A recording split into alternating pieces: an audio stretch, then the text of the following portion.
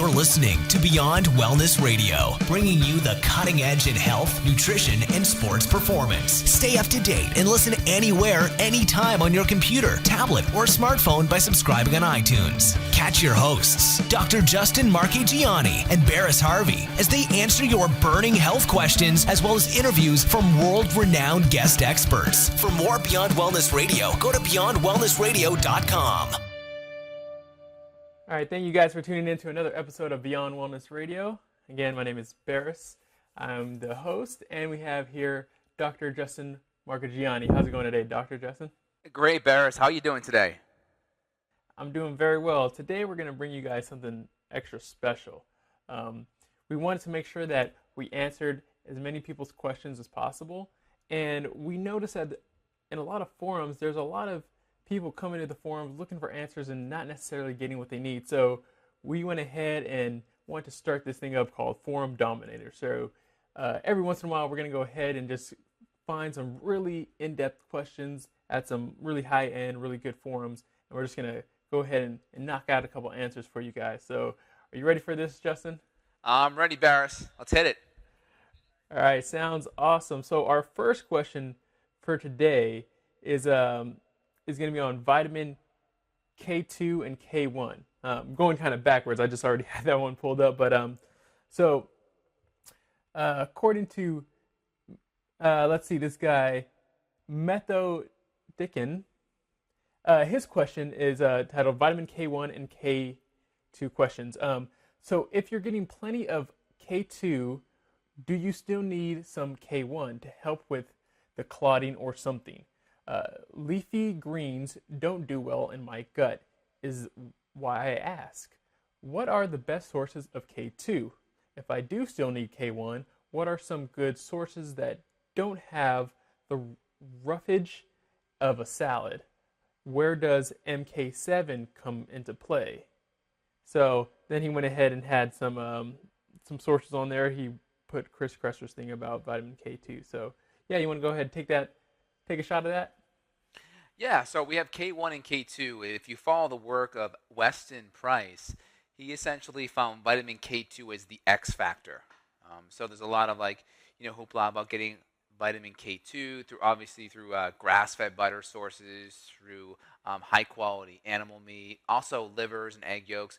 So those are going to be really important for K2. K2 is very helpful for fractures. K2 also helps bring calcium into the bone.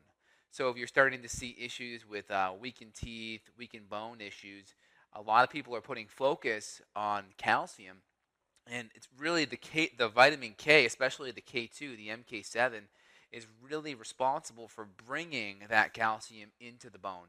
And I think it's very important that we put our focus on that, and also having really good intestinal bacteria balance helps the bacteria in your gut make a lot of its own K2. Yeah, definitely. I've seen some of the same research, and our gut microbiome actually does a lot when it comes to this. Do you think that he should necessarily look for more sources of vitamin K1 necessarily? So your sources of vitamin K1, I think just getting high quality, absorbable organic green vegetables are going to be very helpful. I think that's good. The big problem is just the K2, because we're in a whole era of going low fat. So if you're going to be going low fat, you're going to have problems with the K2. Now, a lot of animals can convert that K1 to K2. And if we have good intestinal bacteria as well, we can help convert it. But let's take a look at society today. We tend to have a dysbiosis, right, which is a higher amounts of bad bacteria in relation to good bacteria. So if we're having more bad bacteria, we're not going to be able to produce the nutrients and convert the nutrients properly. Good bacteria produces K2. It also is going to help with certain B vitamins and such. So if you have bad bacteria, you're going to produce excess lactic acid. You're going to be more in an inflammatory state, and you're not going to be able to extract nutrition as well out of the food you're eating. Okay, definitely. So as long as he focuses on his gut, having a healthy gut, and getting a good K2, you don't think it's necessarily he needs to go out of his way to get extra vitamin K1? I think it can be helpful to supplement it, using some grass-fed butter oil capsules or just making sure you're consuming enough good quality grass-fed butter, organ meats, or grass-fed meat. That's a good way to do it. If you're not getting that in your diet, or you already have an osteoporotic issue to begin with where you have to supplement on top of that, that's where I think it can be great. Using the grass-fed butter capsules, making sure you're consuming high quality grass-fed butter, maybe from Kerrygold, or getting some good quality K1, K2 support in conjunction with your vitamin D, because vitamin D and vitamin K and even A tend to work together. And they're all fat-soluble nutrients. So if you get a little bit of liver in your diet, there's your RDA of vitamin A almost for the whole month right there, and just a couple ounces of liver. You add in some good grass-fed butter, some grass-fed meat. You're pretty much set to go. Just make sure you supplement with a little bit of vitamin D, especially if you're in a part of the world where you're not getting enough sun or you have darker skin. You really have to make sure you're getting the vitamin D as well. Yeah, definitely. Sounds good. All right, question number 2. Can I add one thing to that last thing, too? Last question? Yeah, definitely. So one of the big things, too, we talk about a lot of animals, right? We see, oh, look at these animals, cows, this and that.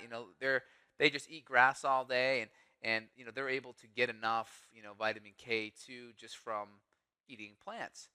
And the big issue with that is, cows are ruminant animals. They literally have 5 stomachs, and they can ferment. And they have the ability to break down a lot of the fiber in their gut, and they can make that conversion, and they can actually convert that fiber and plant matter into butyric acid. So if anyone's like a chemist, they know, I think the butyric acid is 12 carbons, but butyric acid is butter. It's butter. So they're able to literally create their own butter in their stomach just through the fermentation and the rumination. And they have the physiology and the structure to do it. They have 5 stomachs, right? We don't have 5 stomachs. So they have the ability to do that. So it's important when we look at certain animals, we say, well, we can be vegetarians, look at these animals, they can do it. But we have to notice that we have a difference in structure and physiology. And we have to, make sure we're eating foods that are going to be higher in K2 and not rely on that conversion that other animals are more efficient at than us. Yeah, definitely. So in simple plain terms is they're able to take their very high carb diet and basically in their body it turns out to be actually a high fat diet. Exactly. Correct? It totally does. And that's just like, if you have a conversation with any vegetarian about that, it kind of like throws them for a loop. What? Huh? We said butter's bad, but if it's so bad, how are they able to make it in their stomach? Yeah, exactly. Yeah. They actually break down those. What for us might be insoluble fiber, for them, they actually are able to break it down and use those fats within those fibers. So exactly. Yeah, totally. Sounds good. All right, question number 2 from Jackie123 says, really loud noises in intestines, ruining my life. Quit school, depression, and suicidal. All right, so female, 20 years old, 5'6", 140 pounds.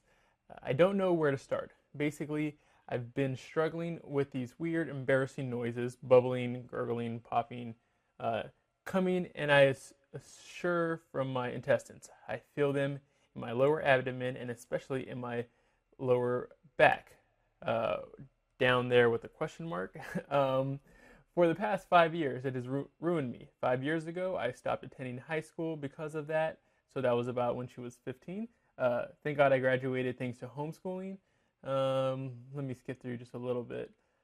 Experiment in high school, go through university, making friends. Okay, so, well, guess what? I quit after 2 months at the university, stayed home for another year, got seriously depressed. Fast forward to today, I decided to attend university again, and then she quit again because of making a lot of loud noises in her stomach. So to sum it up, I have no friends, which makes me feel like I'm not good enough, never had a boyfriend.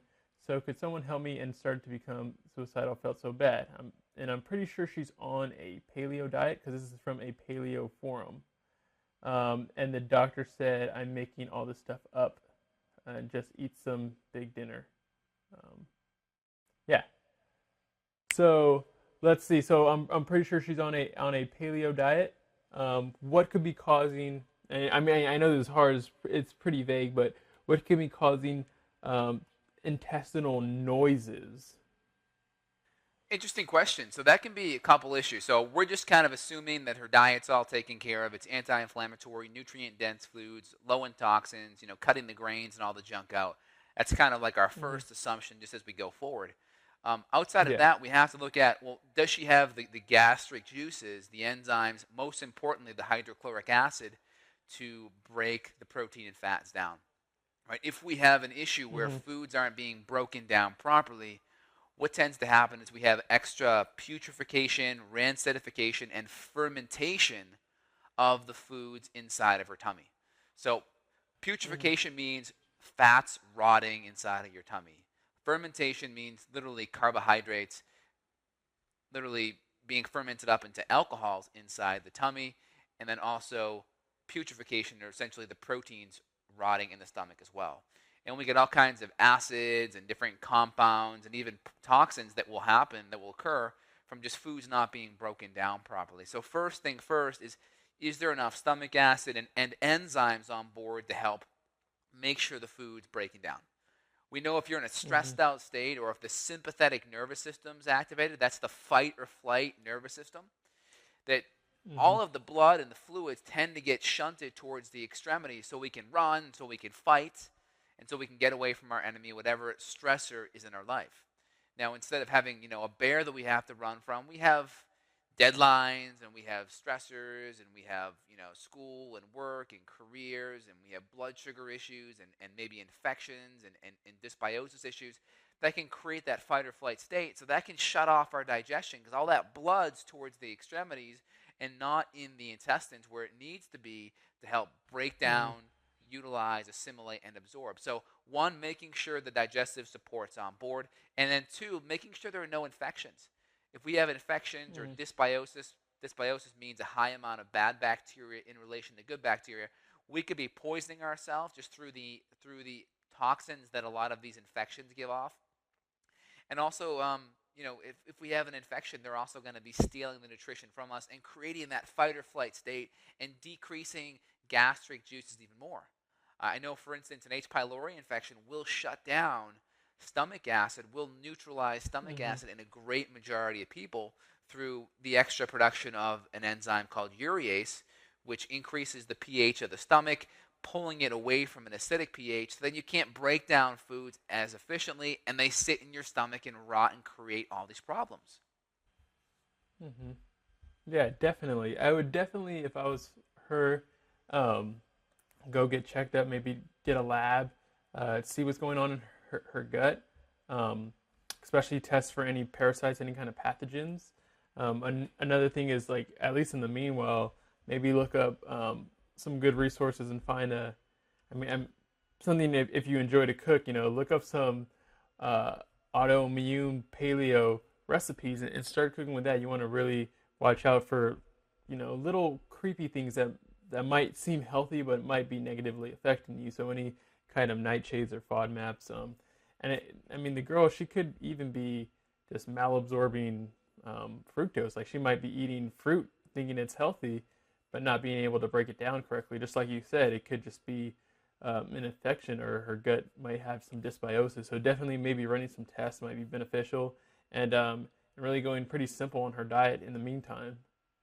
I think you're 100% right. So, to summarize, make sure digestive support and enzymes and hydrochloric acid, especially, are on track. That's one. Two, make sure there are no infections and gut issues or dysbiosis issues. That's step two. Mm. And then step three, going a little bit more above and beyond diet wise, cutting out the FODMAPs, maybe even using an SCD or a GAPS type of approach with more gentler foods, Mm. broths, foods that are more pre broken down, trying to cook more of your vegetables so that fiber that's really hard to digest is already pre-broken down in the cooking or in the broths. Yeah, perfect. Well, that was a perfect segue into our next question. You talked about breaking down the vegetables. There's a question by D Zone 904. He says, vegetables in all caps necessary in the diet. I'm new, and this actually has a lot of people looking at this one. It says, I am new on the forum, and I'm curious as to whether vegetables are necessary or are a necessary element in the diet. Nutrient wise, can one get away with the abstinence and simply derive the nutrients needed from other sources, animal fat, etc. Um, how would this affect? I think he meant to put constipation. He put constipation. So constipation, digestive transit of paleo-friendly foods.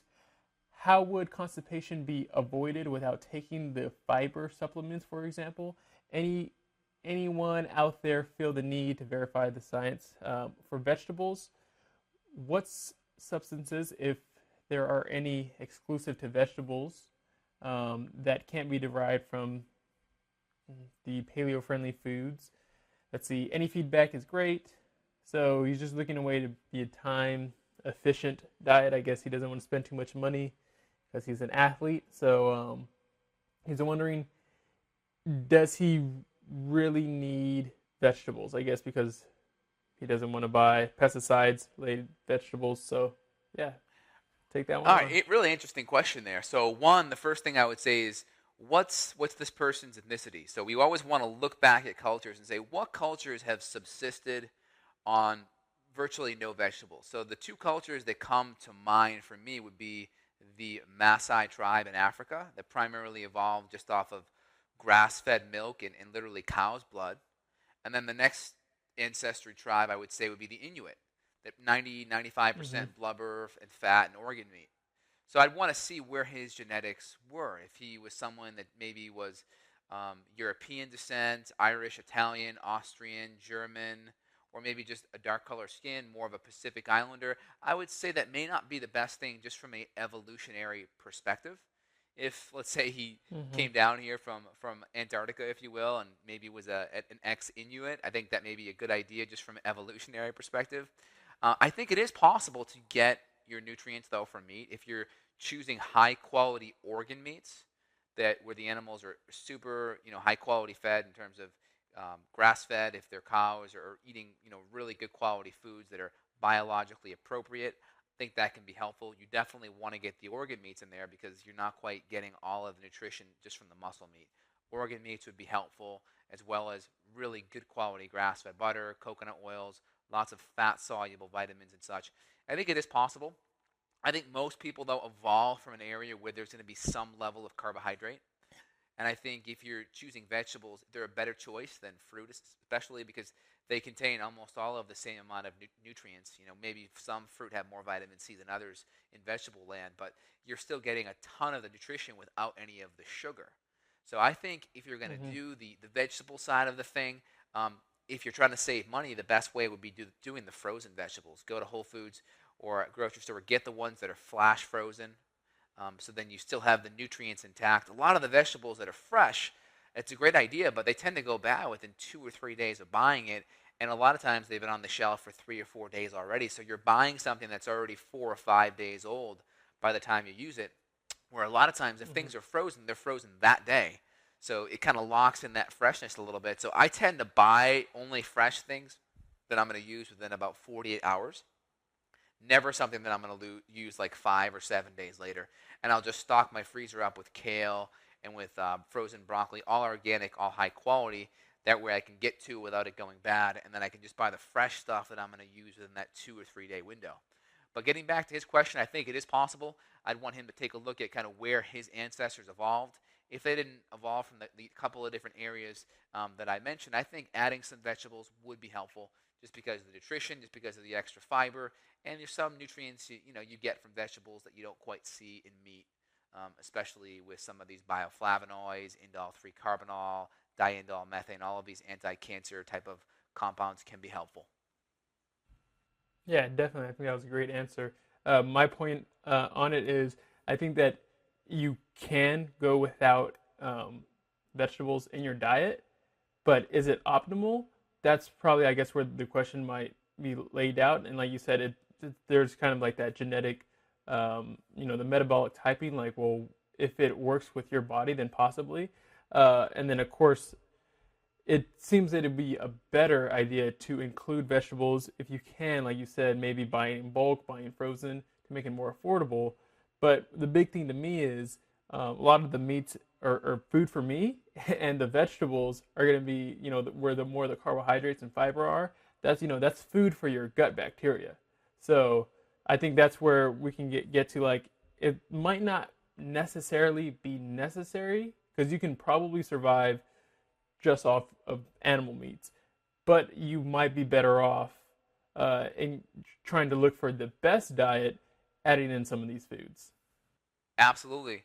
And if this person's an Mm-hmm. athlete, definitely having some potential starchy carbohydrates could be really helpful to performance. But again, some people, if they're super insulin resistant and very overweight, even just that little bit of extra carbohydrate from the sugar could be a little bit too much for them in the beginning. So some people may actually, do better on that super high, ketogenic 80, 95%, fat. Yeah, definitely. All right, so we're coming question number 4, I believe. We're getting some From great questions today, huh? Yeah, yeah, definitely. So this is from Swedish Meatloaf. Uh, so 186. Let's see. Is my potato starch real resistant starch? So there's going to be 2 questions in this one. I'm wondering if there are something or some way of telling if potato starch really contains resistant starch or if it has been destroyed by the heating process. I live in Sweden and don't know if resistant starch that I get is any good. The package states that it is 100% potato starch. Um, I asked the producer, and I guess they got just a kind of a wacky answer back. So they were testing their blood glucose before and after. Um, so let's see, before it was 5.1, then after 30 minutes of 4 tablespoons of potato starch, it went up to 5.2, then 60 minutes, 5.4, then after 90 minutes, 5.2 again. So yeah, not too much difference, but they're just wondering if their potato starch is actually resistant starch. And for those that might not know, could you explain what resistant starch actually is or actually does? So essentially, the whole idea with the potato starch, it's a non it's a non-digestible carbohydrate. It's called a fructo oligosaccharide (FOS). And the whole idea of FOS is you're putting that type of starch in the body to mainly fuel and to feed the good bacteria, where maybe a lot more of the refined sugar may be feeding some of the bad bacteria. So the goal is to use the FOS maybe while you're adding in some good quality probiotics to really support the good bacteria that's there so it can grow. It helps increase lactic acid. Lactic acid can really provide a really good environment in the tummy for good bacteria to proliferate.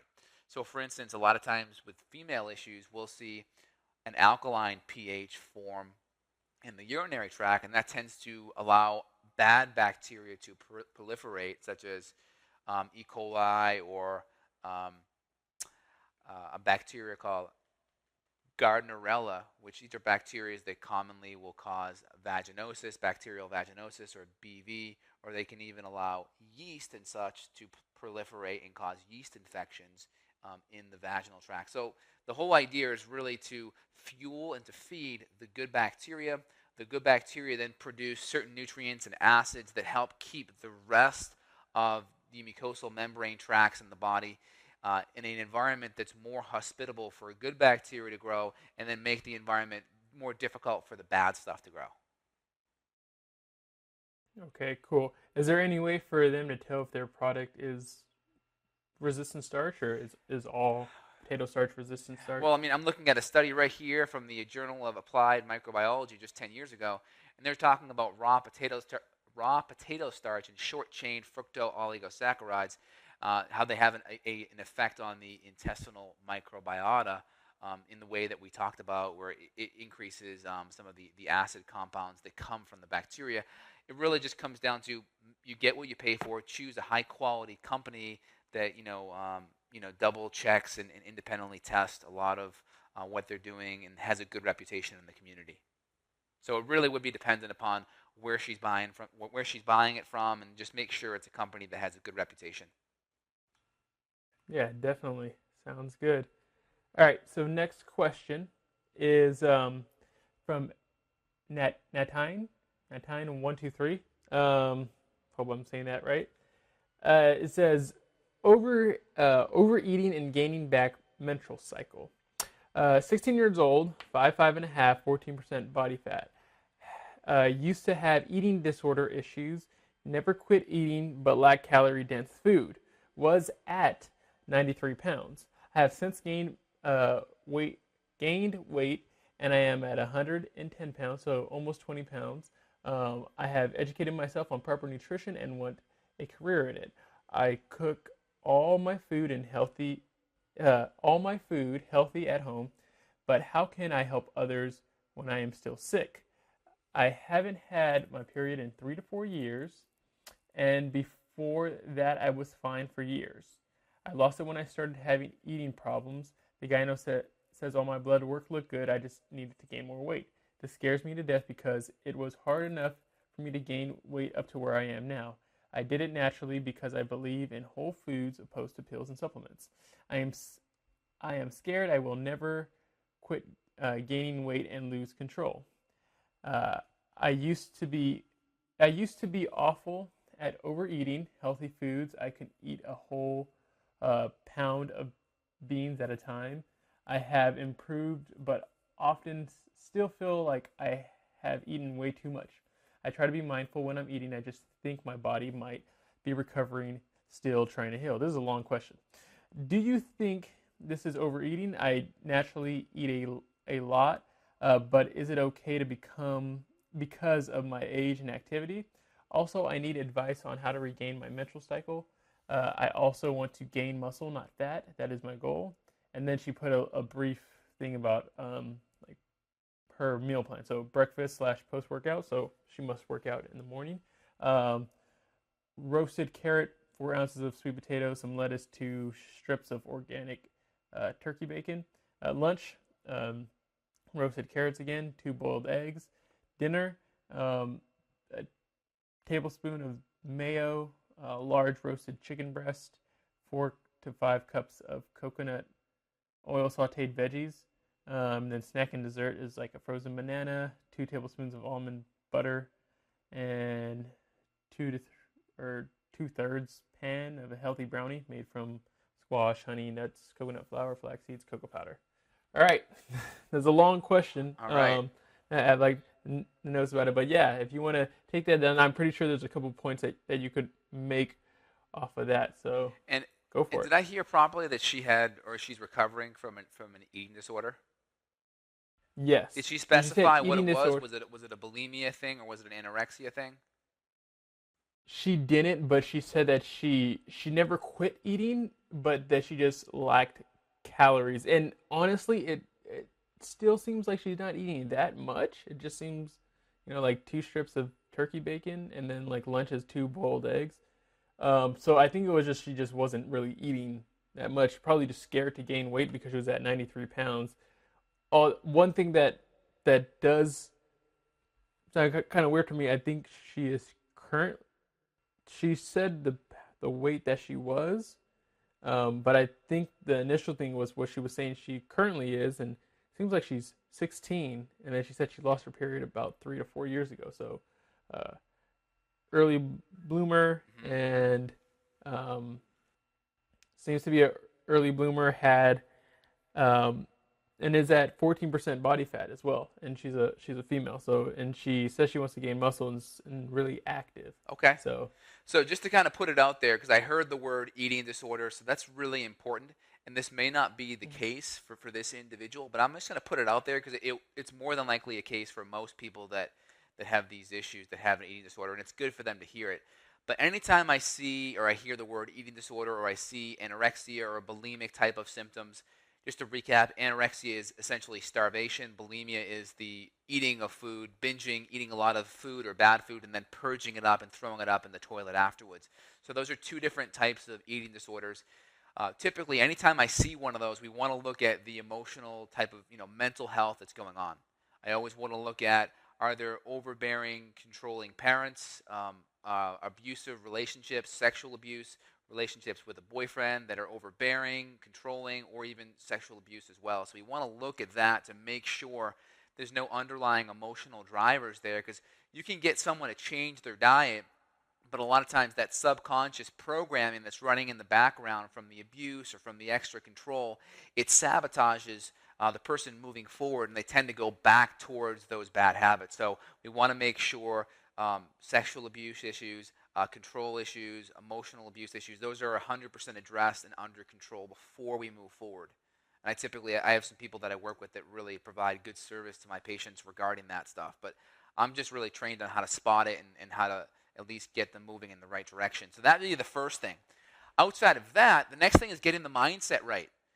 The scale doesn't tell you if you're healthy. Losing weight doesn't ever make you healthy. Essentially, getting healthy by eating the right foods, you're going to seek your natural weight. So based upon the weight this girl's at in the low 90 pounds, that's probably way too much. And if she's anovulatory, it's definitely saying that there's some serious stress going on in the body, that she is not fit to reproduce or have a child. So she's turning off her cycle because of that. So one, we want to focus on eating enough fats and proteins at each meal. That's super important. And if she's had an eating disorder, it's possible that she's messed up her ability to break down foods. So stomach acid and enzymes, supplementing on that will be essential, especially if she's not feeling full. Adding the extra stomach acid in will be really, really important. And what I typically would say is, okay, if you want to gain weight, you're at 95 pounds. She should probably be having, at least 70 grams of protein and eating good quality fats along with the meal. So I would have her set up her plate, put the good quality protein on the plate, at least probably about a fist size, some good quality vegetables, and she could even do some starchier carbohydrates because she's smaller. I would have her eat that meal with the digestive support on track, the enzymes and the HCl. Wait 5 minutes to see if she's still full afterwards. It takes about 5 minutes for the apostat in the brain to kind of reset with what's happening in the stomach. So have that reasonable plate. If you're still full 5 minutes, or if you're still hungry 5 minutes later, go back, get a second serving. Keep on playing that game until you're full. I think the key thing is give that 5 to 10 minutes lag for the brain to catch up with the tummy, and then also add in the extra hydrochloric acid and enzymes, and that should be a really good start for her to make sure she's breaking it down, able to utilize it and absorb it, and then give that lag time for the brain to catch up. Yeah, I also think she mentioned that she is now 110 pounds. Great. And she's scared that she's going to continue gaining weight, and that she's going to lose control, and she feels that she feels like she naturally eats a lot, but she says, "Do you think that I'm overeating?" Which to me personally, it doesn't seem like that's the case, that she's overeating. If anything, your body's not just going to keep putting on pounds and pounds and pounds if you came from somewhere that wasn't healthy to a more healthier state.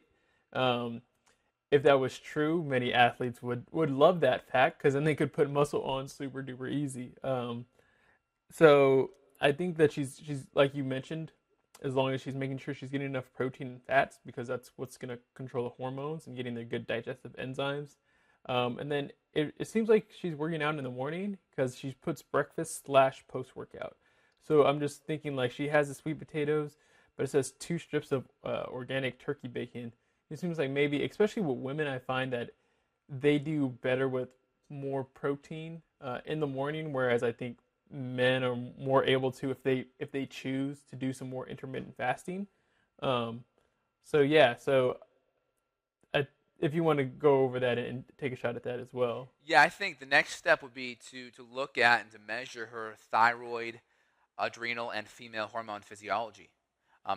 The damage that is caused by these low-calorie diets and the eating disorders, which are even more extreme than just going low-calorie, because usually it involves conscious starvation and maybe even bulimia as well, that it damages the endocrine system, and it can damage the thyroid. I mean, you just Google low-calorie diets and thyroid hormone. There's lots of studies that show thyroid hormone drops.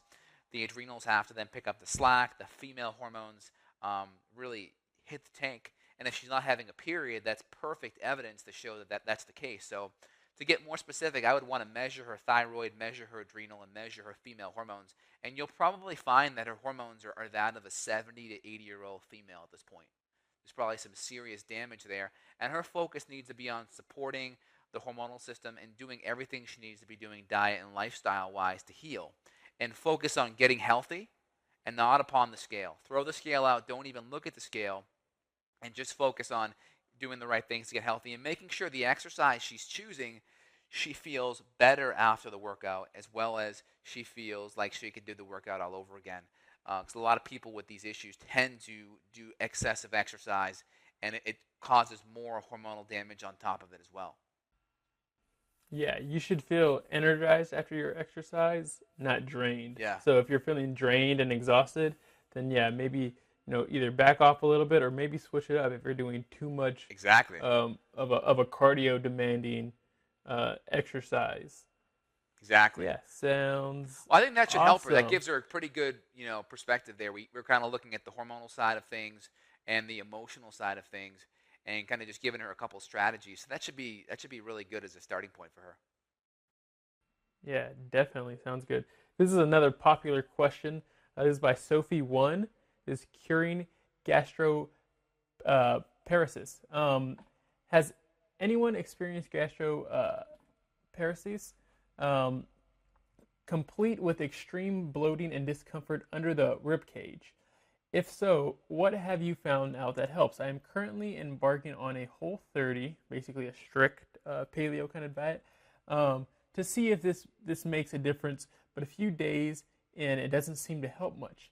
I know that the stress is a huge factor, but it seems to let's see what the words are all crowded on this one, but that it seems to last even when I am not in a stressful situation or overthinking things. I get the sensation that my stomach is inflated, and while burping and farting help somewhat, they do not totally relieve the discomfort. I am loath to take pharmaceutical drugs. I loathe to take pharmaceutical drugs, but was wondering whether anyone else had this, and what do they think works. Let's see. She says she tried acupuncture a few times. She's cutting down on coffee.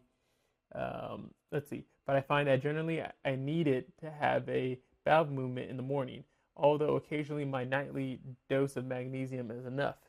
And before anyone suggests that gas is caused by other things, I have noticed symptoms after all kinds of foods and the absence after eating exactly the same foods. I really doubt that is strongly related to, say, leafy green vegetables or eggs, dairy, although I notice some cold and acidic things that can cause burping and tightening sensations in my stomach around the ribs.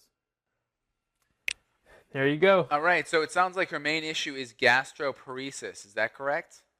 Yeah, gastroparesis. And just So so she's everyone having at a lot home of that's listening understands what that is, it's basically just delayed gastric emptying.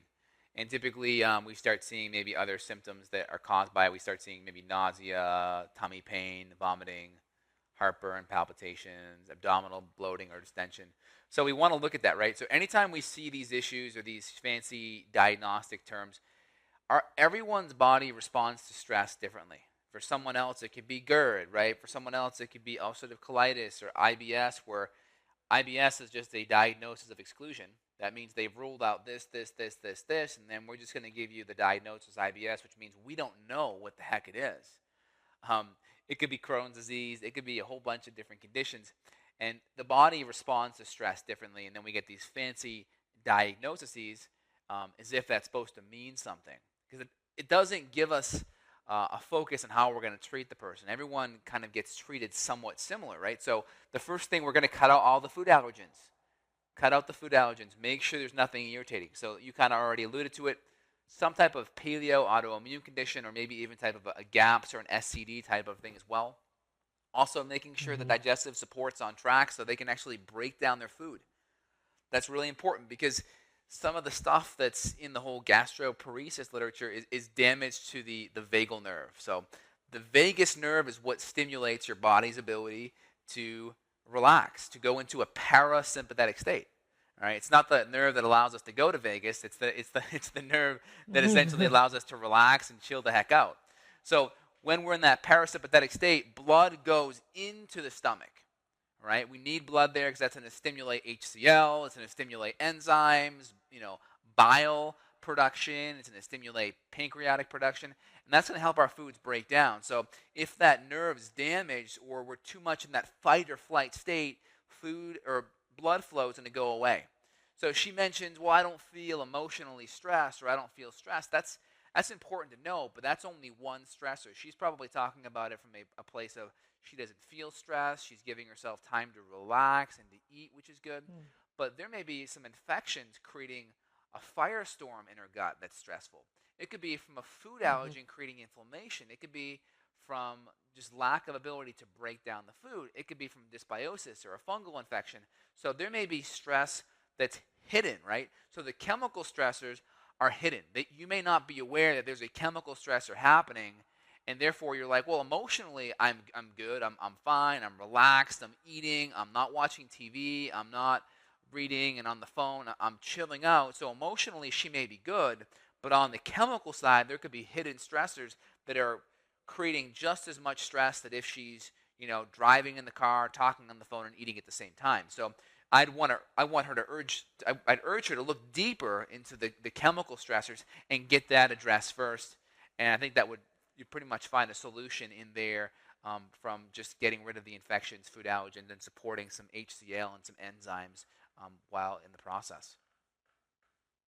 Yeah, definitely. That sounds good. Another thing to note, in case people didn't know about the vagus nerve, you mentioned to people, that's what connects, the brain to the stomach. And it's funny that you mentioned, that helps you get to relaxation. It actually, you strengthen that when you laugh and actually when you sing, because it is a muscle that you can actually train. I think Dr. Karazian actually talks about ways to strengthen that in his book. But yeah, other things, if you're having burping, inflammation, it sounds like you're having some malabsorption of some of the foods that you're eating. And, it says that, you're on a Whole30 strict paleo, no sugar, but even because of the way that we treat our fruits and the way that we bread them, a lot of them are really sugary. So you want to be careful with the kinds of fruits that you eat. Maybe hold off on them for a while, and then maybe the ones that you do eat might be more of the berries. Some of the more stuff that you'll find in frozen packages, like the berries and strawberries and these kind of fruits versus the really sugary containing ones. Also, just like you mentioned, it could be some dysbiosis. Like you said, it's probably more on the chemical level, the biochemical stressors versus just the mental emotional things that you might want to watch out for. And, maybe get some lab tests done. But you want to, when it comes to eating the foods, because you're saying you doubt that it's related to the foods, there can be some delayed food reactions. So just saying oh, you didn't notice something one time and you notice it again, you want to hold off even if you're on a strict 30. Even watch out for some of the spices. You can I love to cook, and I'll spice things up and I'll throw cayenne pepper and paprika and different peppers, and those are considered nightshades, and they can, if you're having some of these problems, they can also throw things off. So yeah, a lot of information for her to go ahead and look for. Yeah, some things she can do on top of that to stimulate the vagus nerve, as Dr. Karazian talks about it, is gargling in the morning or gargling anytime during the day. Literally, 2 or 3 minutes, really just put some water in your mouth and just gargle. You can also sing. If you play an instrument. Forcefully. What's that? Go ahead. Yeah. As I said, forcefully. Yeah, really forcefully, really gargle hard. Also, just singing can be really helpful. I'm a big fan of the M-Wave, which is kind of getting your body into that coherent type of state, which it makes, the whole idea of coherence is making sure your heartbeat's uneven. So it's not the same interval between heartbeats. It's different and somewhat random. Just taking and doing 4 deep breaths in on a 4 count, and then pausing and then taking 4 deep breaths out, or 4 seconds as a long outwards breath. So you're doing inwards for 4, hold for a second, and then outward for 4, and that really stimulates it. And then breathing in through the nose. There's a lot of parasympathetic nerve fibers connected to the olfactory nerve, which is the nerves in your sinus cavities that stimulate the vagus nerve as well. So breathing in through the nose, avoiding the mouth breathing, but deep breathing through the nose really stimulates that parasympathetic, and we'll get that vagus nerve to fire more. But again, all that stuff set aside, if you have an infection or a food allergen, no amount of therapeutic modalities to stimulate the vagus nerve will be enough if there's an infection or food allergen there. It's just you got to deal with the highest priority issue first. Yeah, definitely. Sounds good. All right, we're getting close to the end, so I want to go ahead and take down this one last question. We had some more, but we'll give that for another time. So this one is by My Miracle. Question that was just posted the other day. It says lots of questions about paleo and PCOS. Need some experts. Hello, I'm My Miracle, a 26-year-old woman who has PCOS with a lot of symptoms: infertility, overweight, excessive hair growth, and so on. I've tried lots of diets, but nothing seems to work. I want to change my life, get healthy and happy. Paleo might be the answer I have been looking for. Because I've read so much diverse things about paleo and how to do it, I have a lot of questions. First, I'm from the Netherlands. Even though my English is quite good, I might struggle to understand some things. Okay, this is more just... Okay, so what fruits can I eat on daily amount? What vegetables? I think she's just asking like typical questions. So the main question is, she has PCOS. What can help? She's new to a paleo diet, but what can also help with having PCOS? Okay, so PCOS stands for polycystic ovarian syndrome. So what that means is, for the most part of PCOS, there's an androgen dominance in the female, and those androgen dominance, the higher amounts of testosterone, is a diagnostic criteria.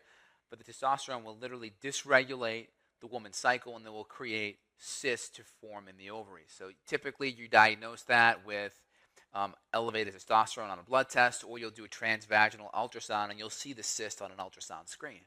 So once we know that she has ovarian cyst, and PCOS is just more than one cyst, poly meaning many, polycystic ovarian syndrome, we want to look at what's driving that. So there are two categories of PCOS for me. There's the insulin resistant category, and there's the hypoglycemic, reactive hypoglycemic category. So the first thing I would say is, if you're heavy or somewhat overweight, you'd fit into the insulin resistant category. So that means that there's the cells that in your body that take up glucose, they are resistant to insulin. And so higher amounts of insulin have to be produced to get that sugar, that glucose, into the cell for energy. Now what happens, as we overproduce insulin, we start making an enzyme called 1720 lyase. So if you go to my newest blog, it's actually called Infertility 101. It's all about this, Infertility 101 and PCOS, and it's all about what's actually driving this. So when we have this insulin-resistant state, it upregulates these enzymes that convert our female hormones, more of our estrogen and progesterone, over to testosterone. And that starts to dysregulate our cycle. So the first thing you can do if you're an insulin-resistant PCOS type of person is really cut a lot of the refined carbs and junk out of your diet, and really make sure you're eating good proteins and fats primarily, and getting most of your carbs from vegetables, eating every 3 to 5 hours. Meal timing is really important. I would also add in a lot of insulin sensitizing nutrients and herbs, such as bitter melon, alpha lipoic acid, vanadium, chromium, cinnamon. Those would be really good for a start to really sensitize that insulin receptor. So you need less insulin. Less insulin is going to make less of that 1720 lyase enzyme. It's going to convert and elevate the androgens. On the flip side, if she's reactive hypoglycemic, if she's already pretty lean and skinny, well, that means that her blood sugar is going up and down, and she's making a whole bunch of insulin because her blood sugar is dropping like a roller coaster. Insulin resistant means the blood sugar tends to go a little higher and the insulin tends to stay higher. The people that are leaner are insulin sensitive. They're just blood sugars all over the map. So again, it'd be focusing on eating proteins and fats every 3 to 5 hours, getting the sensitizing herbs on board, and also looking at the adrenals, because the adrenals are really important for blood sugar stability. So running an adrenal is going to be important, because then you can see how damaged your blood sugar handling glands are. And if they're damaged, you have to support them. That'll make everything go easier and better. Yeah, definitely. I've also seen with some cases, just like you mentioned with the insulin resistance, some fructose malabsorption. So like you mentioned, focus more of your carbohydrates on the veggies than the fruits. And of course, making sure that you're eating often if your metabolism is, slightly damaged. There are people that can eat, one time a day in intermittent fast, but that's for those people that have a already really good metabolism. So if you have PCOS, that's kind of signaling that your metabolism is kind of broken. So you want to make sure that you are, just like you mentioned, eating more often, kind of more of that traditional, 3 to 5 hours, 3 to 5 meals a day kind of thing. Exactly. It's vitally important. And if you just look at the conventional treatment for PCOS, I mean, what are they doing? They're prescribing metformin or glucophage. And what is the mechanism of that drug? Well, it helps increase insulin sensitivity, and it stops your liver from producing glucose via gluconeogenesis. So that's great. The problem with metformin and glucophage is over time it can create chronic anemic issues, B12 issues, which can then become neurological, dementia, Alzheimer's issues down the road. So it's okay in the short run. You're much better off using the nutrients and the herbs that have been around the nutrients have been around forever, but the herbs have been around for thousands of years, and they're very safe, and they have a modulating effect, so you don't have to worry about toxicity as much. Yeah, definitely. Well, that was a great episode. I was glad that we were able to put this one together for our Forum Dominator. So that's our first one. So that's going to be Forum Dominator number 1. We'll think of a good way for you to listen and find it. But yeah, so if you guys also have any questions, go to beyondwellness.com/contact, and we'll be able, or actually /questions, and so that way you can just submit your questions, and we'll be able to answer your questions as well. So again, awesome episode today. You have a good one, Dr. Justin. You too, Barris. Great talking to you. Always. Enjoy those ballet lessons today. Got a question for Dr. J? Go to beyondwellnessradio.com/question. Then tune in to hear the answer. Also, if you like the show, review us on iTunes. For more Beyond Wellness Radio, go to beyondwellnessradio.com.